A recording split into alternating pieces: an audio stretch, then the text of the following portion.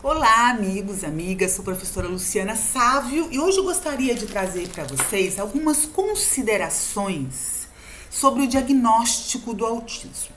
Ora, Luciana, mas você não é médica, por que você vai falar de diagnóstico de autismo? Porque esse diagnóstico, de alguma forma, interfere muito no nosso trabalho enquanto educadores, enquanto professores especializados nas diversas deficiências dos nossos alunos.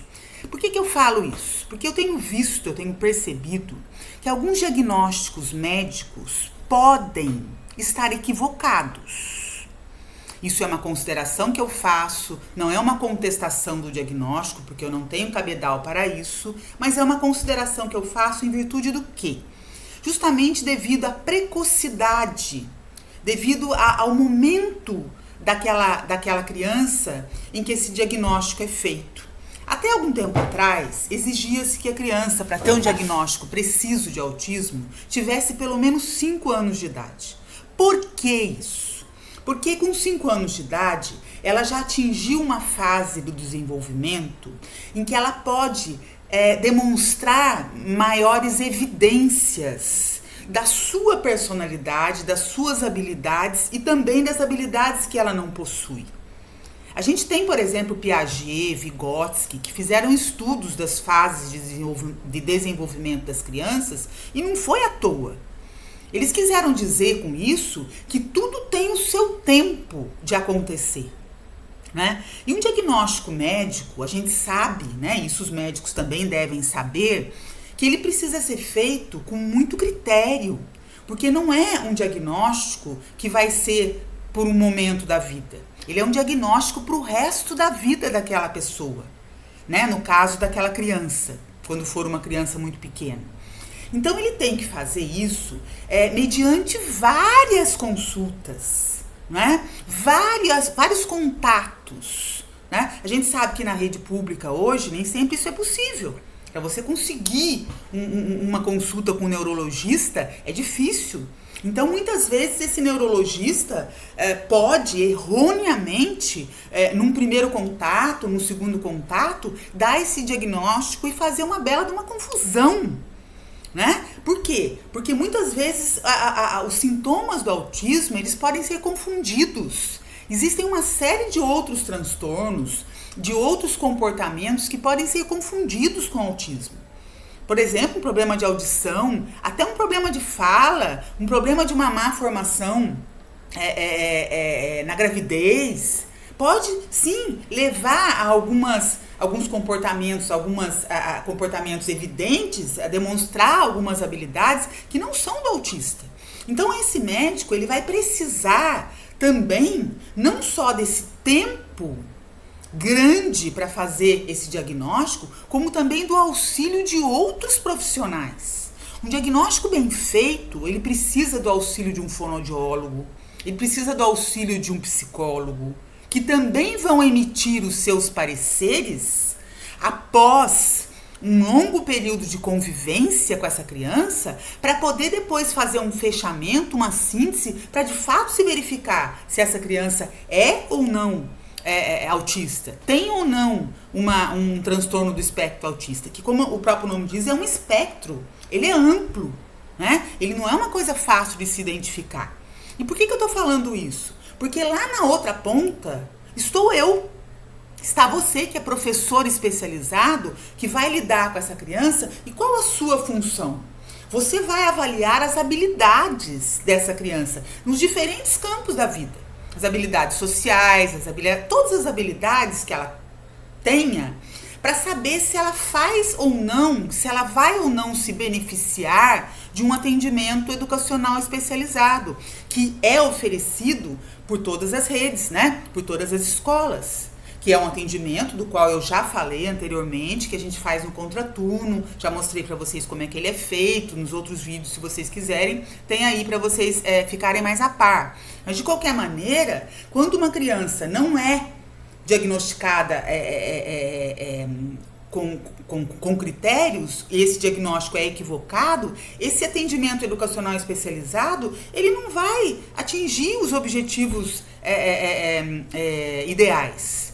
Muito pelo contrário, às vezes ele pode até prejudicar, porque essa criança, tendo que frequentar no contraturno uma sala de recursos, ela pode gerar nela mesma algum tipo de, como é que eu vou dizer, de situação desconfortável para ela, que vai, inclusive, pode baixar a sua autoestima, né? Pode baixar a sua autoconfiança, pode prejudicar, inclusive, o desenvolvimento dessa criança, né? Por que ela está indo num atendimento educacional especializado, frequentando, estando ali que ficar durante algum tempo na semana com uma professora, se ela não tem essa necessidade, não é? E muitas vezes os professores que fazem parte de alguma rede de ensino, de alguma prefeitura, eles são até repreendidos quando eles colocam a sua opinião nessa natureza, porque eles não são médicos, mas veja bem, somos nós, são os professores que vão ficar com essa criança por um longo período de tempo e vão ter a oportunidade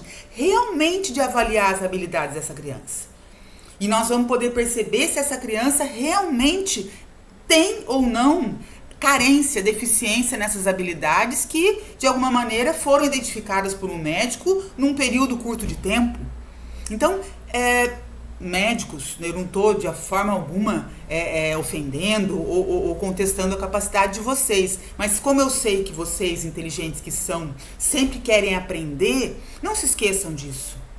Né? Respeitem o tempo da criança para que ela consiga realmente expor, né, tudo, demonstrar todas as suas habilidades, e aquelas que realmente forem identificadas como sendo, né, típicas de um quadro de transtorno de autismo, aí sim, mas dê um tempo para isso. Né? Não façam isso tão precocemente, é muito sério, né? A psicóloga, por sua vez, ela vai fazer algumas avaliações, né? Então, cabe ao neurologista, volto a insistir, fazer esse diagnóstico, né? Ele vai precisar do auxílio desses diferentes profissionais, vai precisar desse tempo.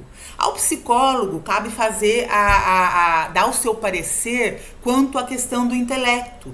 Existem testes, né, específicos, que inclusive não são todos os psicólogos que fazem, que vão definir se esse aluno tem ou não uma deficiência intelectual, seja de grau mais elevado, de grau médio ou de grau leve, tá? E nós, e os professores, o que vão fazer?